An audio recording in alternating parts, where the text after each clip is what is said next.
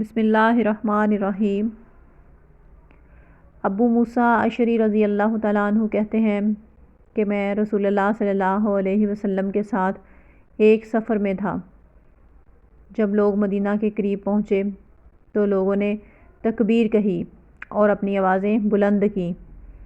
رسول اللہ صلی اللہ علیہ وسلم نے فرمایا، لوگو، تم کسی بہرے یا غائب کو آواز نہیں دے رہے ہو، بلکہ جسے تم پکار رہے ہو وہ تمہارے اور تمہاری سواریوں کی گردنوں کے درمیان ہے۔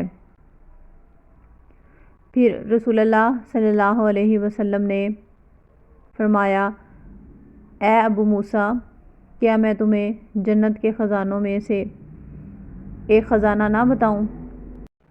میں نے عرض کیا، وہ کیا ہے؟ آپ صلی اللہ علیہ وسلم نے فرمایا، وہ لا حول ولا قوۃ الا باللہ ہے۔